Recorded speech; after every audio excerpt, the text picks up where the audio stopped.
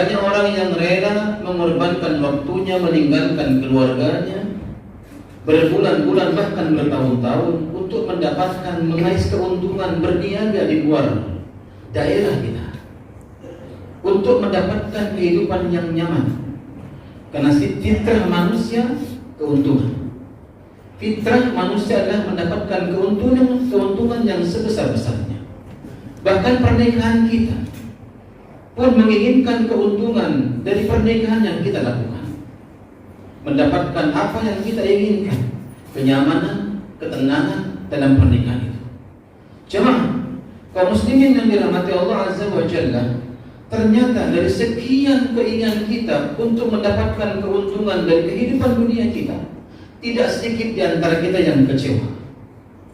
Tidak sedikit yang kemudian mengalami kegagalan dan bahkan kebangkrutan dalam kita berniaga.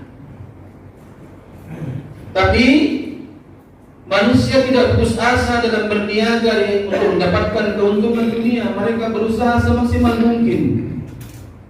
Manusia berusaha untuk bangkit dari kerugian yang ada. Jemaah kaum muslimin yang dirahmati Allah Azza wa Jalla, Allah menawarkan perniagaan yang tidak akan pernah mengalami kerugian untuk selama-lamanya. Allah menawarkan kepada kita dengan cuma-cuma, tanpa Allah minta pamrih dari kita, tanpa Allah meminta keuntungan dari diri kita. Setiap perniagaan akan diberikan balasannya yang besar oleh Allah Azza wa Jalla, dan bahkan Allah janjikan tidak akan pernah mengalami kerugian sedikit pun. Akan tetapi banyak yang di antara kita yang tidak tertarik dengan perniagaan yang Allah tawarkan. Semoga para jemaah yang hadir di masjid ini tertarik untuk berniaga dengan Allah Azza wa Jalla, karena kita akan kembali kepada Allah, dan tidaklah kita bisa kembali kepada Allah kecuali memiliki perniagaan yang Allah miliki. Maka tidak boleh tidak seseorang harus berniaga dengan Allah Azza wa Jalla. Rela atau tidak rela, suka atau tidak suka, kita wajib untuk berniaga dengan Allah Azza wa Jalla kalau kita menginginkan kebahagiaan, ketenangan dalam diri kita. Allah Azza wa Jalla mengatakan di antara perniagaannya, kata Allah Azza wa Jalla, innal ladzina yasluna kitaballah wa aqamus salah wa anfiqu mimma razaqnahum sirran wa alaniyatan tijaratan lan tabur yarjuna tijaratan lan tabur, kata Allah Azza wa Jalla. Yang pertama, perniagaan yang Allah tawarkan kepada kita, hendaklah kita untuk berniaga dengan bacaan Quran kita. Hendaklah kita membersamai kehidupan kita di dunia yang tersisa ini dengan Quran. Barang siapa yang kemudian menjauh dari Al-Quran, maka mereka akan mengalami kerugian yang sangat rugi. Kerugian yang sangat rugi. Sebagaimana Rasulullah SAW telah menyebutkan, mathalul mu'min alladhi yaqra'ul Qur'ana kamathalil atraj. Perumpamaan orang-orang yang membaca Al-Quran seperti sebuah pohon, ribuha thayyibun wa ta'muha thayyibun. Ribuha, aromanya sangat menarik. Aromanya sangat menarik untuk kita menciumnya. Sedangkan dalamnya isinya sangat enak. Itulah perumpamaan yang Rasulullah sampaikan kepada kita agar kita tertarik bersama berniaga dengan Allah Azza wa Jalla dengan Quran. Kemudian kata Nabi sallallahu alaihi wasallam, wa mathalul mu'min alladhi la yaqra'ul Qur'an. Perumpamaan orang-orang yang tidak mau bersama dengan Quran, membacanya, mempelajarinya, mengamalkannya, seperti sebuah pohon yang aromanya tidak tercium sama sekali dan isinya hulwatun, rasanya manis, akan tetapi tidak ada wanginya sama sekali. Itulah perumpamaan Nabi Sallallahu Alaihi Wasallam kepada kita. Bagi orang-orang yang membersamai dirinya dalam kehidupan ini dengan Quran, maka hendaklah kita harus menjadikan Al-Quran sebagai sahabat kita, berniaga dengan Allah Azza wa Jalla, karena perniagaan yang terbesar Allah tawarkan kepada kita dengan Quran.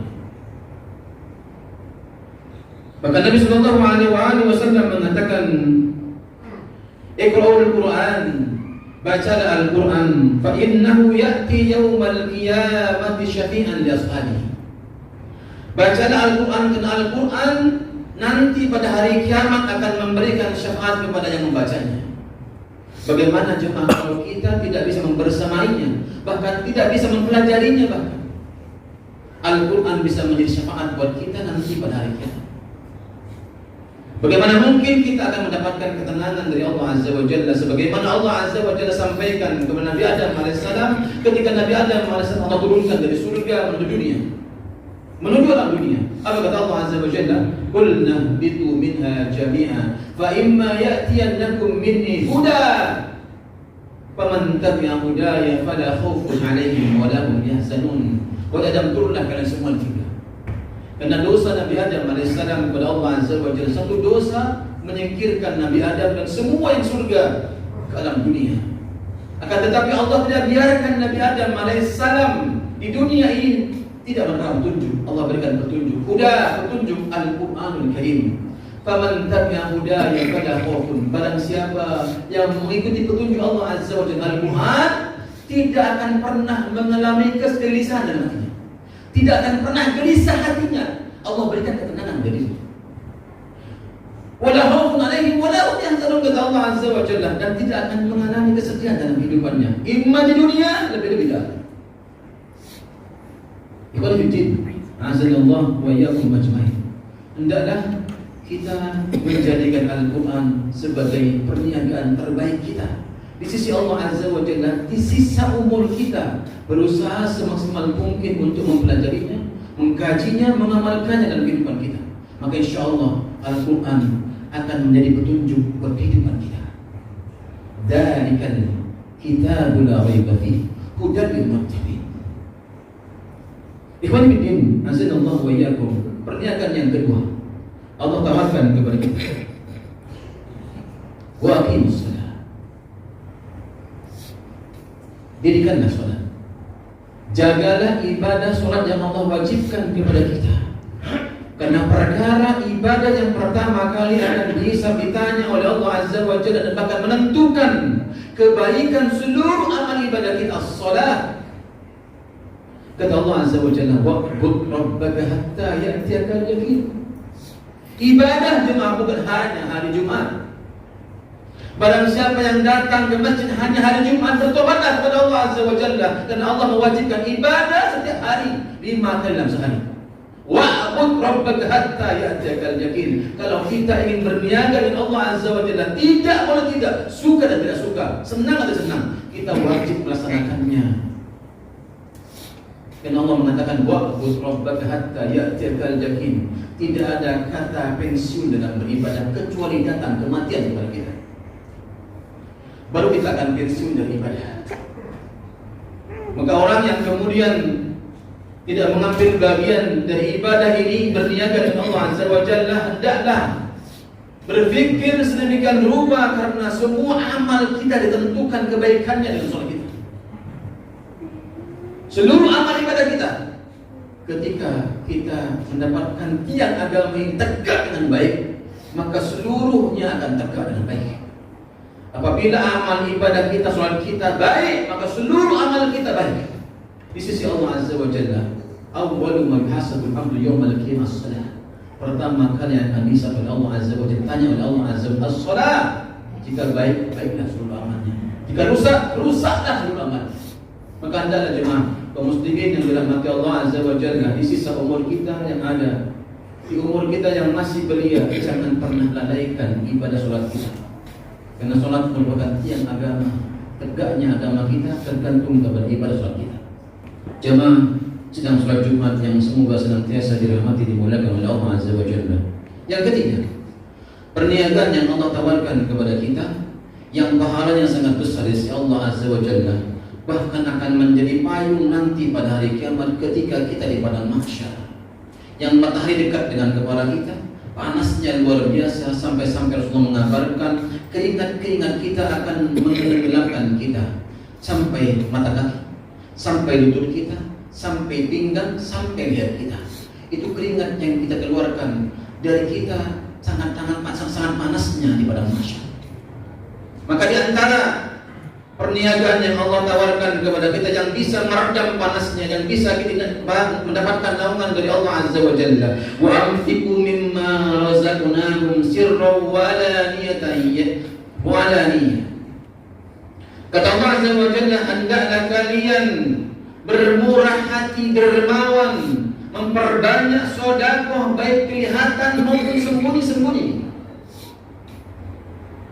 Karena sedekah kita akan menjadi payung pada hari kiamat. Kata Nabi sallallahu alaihi wasallam, semakin banyak sedekah kita, semakin besar payung kita.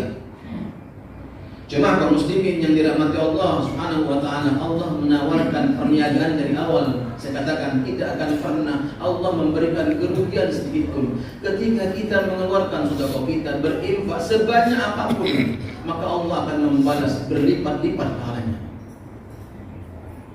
Maka Allah tidak akan pernah memberikan kerugian. Bahkan Allah mengatakan, aku berhutang kepada orang yang berinfak.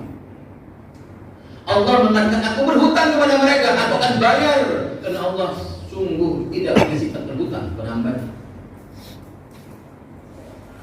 Jemaah kaum muslimin yang dirahmati Allah Azza wa Jalla. Yang kedua, di antara faedah ketika kita menjadi orang yang dermawan dengan harta kita, Allah akan jauhkan dengan neraka Allah Azza wa Jalla. Yang ketiga, Allah Azza wa Jalla akan mudahkan rizkinya. Orang yang suka berinfak, bersedekah dimanapun dia bersedekah. Bahkan di hari Jumat, hari yang paling mulia kita bersedekah, yang Allah Subhanahu wa taala akan melipat gandakan pahalanya. Apalagi di bulan Muharram, Allah akan lipat gandakan semua pahala kebaikan seluruh kaum muslimin, dan Allah melipat gandakan orang-orang yang berdosa di bulan Muharram. Maka hendaklah berfikir sejenak. Kalau Allah melipat gandakan dosa yang kita lakukan di bulan Muharram, hendaklah bertobat kepada Allah Azza wa Jalla dari semua dosa. Liwafahum ujurahum wa yazidahum min fadlih innahu ghafurur rahim. Kata Allah Azza wa Jalla, aku akan balas seluruh kebaikan tijarah, perdagangan, perniagaan yang kaum muslimin, kaum umatnya Rasulullah lakukan dengan balasan yang sangat besar, fantastis. Wa yazidahum min fadlih, dan Allah akan menambah keutamaan, kemuliaan pada dirinya. Lihat kata Allah Azza wa Jalla, Allah akan menambah keutamaan, kemuliaan pada dirinya apabila kita mengambil bagian untuk berniaga dengan Allah Azza wa Jalla. Masih banyak perniagaan Allah Azza wa Jalla. Inilah khotib bisa sampaikan perniagaan yang sangat besar yang harus kita lakukan dalam kehidupan di sisa umur kita yang ada. Hendaklah kita selalu bersama dengan Quran, karena Al-Quran akan menjadikan kita yang bisa memberikan semangat pada hari kiamat nanti. Yang kedua, hendaklah kita menjaga ibadah sholat kita.